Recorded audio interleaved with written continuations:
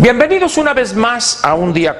En esta semana que recién comienza, con la discusión en Cámara de Diputados de un conjunto de dictámenes que tienen que ver, las leyes reglamentarias, por supuesto, que tienen que ver con la reforma energética.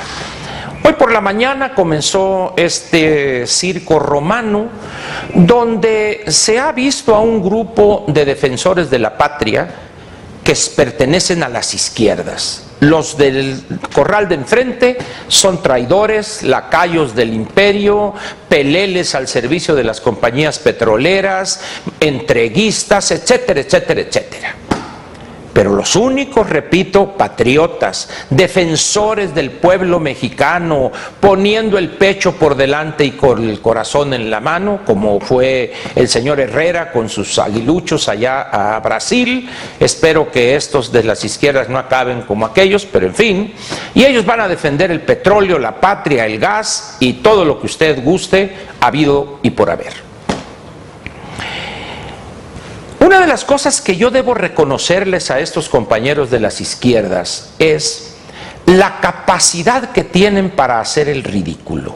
O como dirían los clásicos y los ilustrados, tienen el umbral del ridículo muy arriba, dicen los que saben. Yo digo, una capacidad para hacer el ridículo.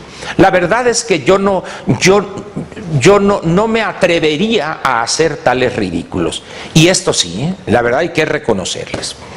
Hoy en la mañana, por ejemplo, se sube o pasa a la tribuna, al atril, ahí, el diputado Ricardo Monreal, ilustre expriista, pero ahora fue, creo, del PRD, ahorita está en el Partido del Trabajo, pero antes fue de Movimiento. Total que ha dado, y mañana pasado estará en Morena, y no sabemos si dentro de 3 o 4 años pues está en otro partido, ¿no? Pero ya le agarró gusto andar en el brinca-brinca.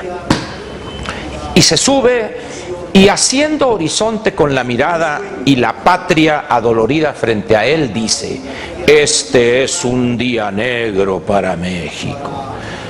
Yo no sé si pensó que estaba él en alguna funeraria o alguna cosa así, pero así de cursis, no solo la intervención de él, sino la de muchos o varios de sus colegas de las izquierdas.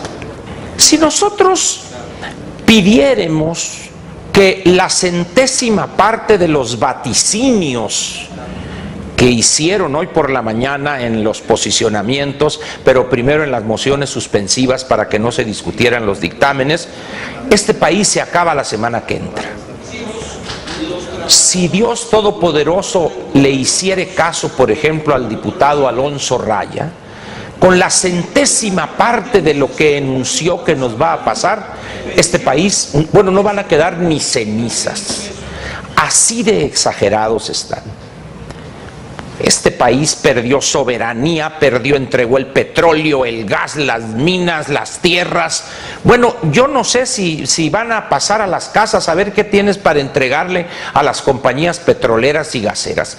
Una serie de exageraciones que se exhibe esta gente. Sin embargo, bueno, pues cada quien está, vamos a decir, listo y presto para hacer el ridículo. Y debo reconocer que entre los que están prestos y listos para hacer el ridículo, los diputados de las izquierdas obtienen, todos ellos, el primer lugar. El día de hoy vamos a tratar esta discusión que están teniendo, incluso todavía ahorita a esta hora, en torno a los pasivos laborales de Pemex y Comisión Federal de Electricidad. Lo primero que debe señalarse es que muchos de los que ahí hablaron acerca del tema desconocen qué es verdaderamente o cuál es la definición de pasivo laboral.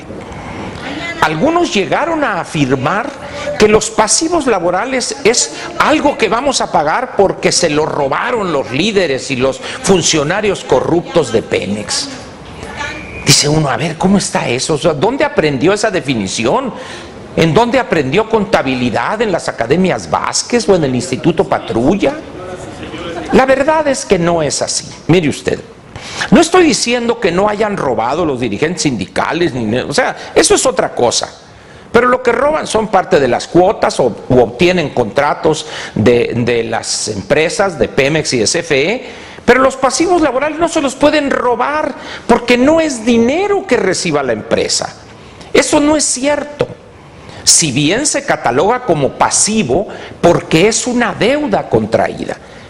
Más específicamente, es una obligación de pago futuro al trabajador que cumpla con los requisitos para su pensión o jubilación. En consecuencia, pues, cuando usted escuche a uno de estos defensores de la patria amenazada por el imperio decir que se robaron los pasivos laborales, por eso todo el pueblo de México tiene que pagarlo, cuidado.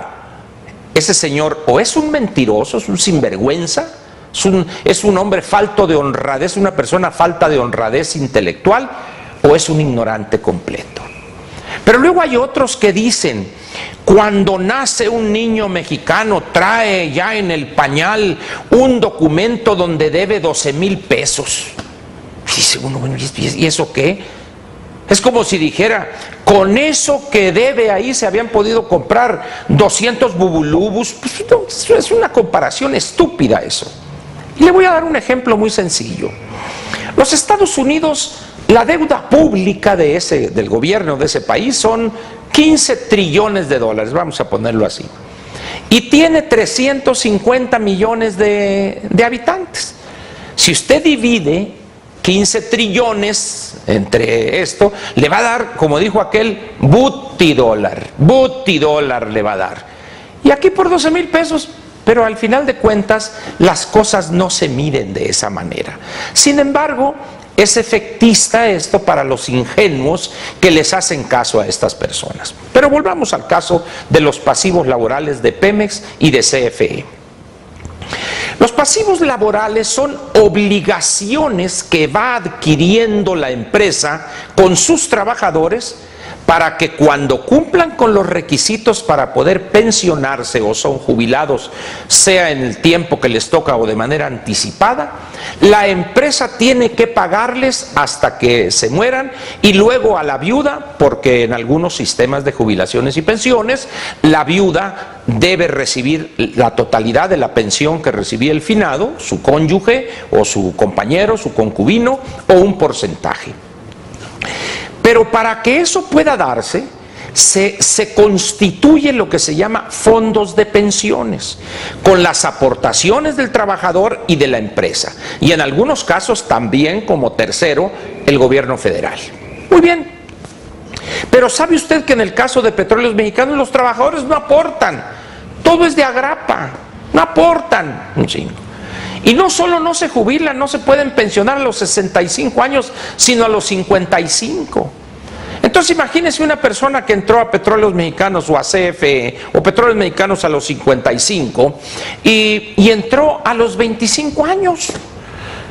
Pues a los 30 años de trabajo el señor se jubila con 55 años con una última remuneración, porque además así lo dice, así lo establece su sistema de jubilaciones y pensiones, y luego lo vamos a estar manteniendo 30 años más y vive hasta los 85.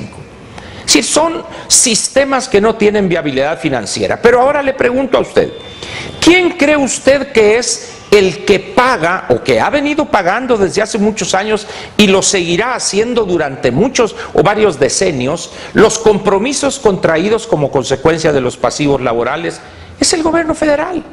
Y lo viene haciendo, y en el presupuesto de egresos está explícitamente la cantidad que va a aportar en el año, 38, 40 mil millones o un poco más de miles de millones de pesos. ¿Por qué?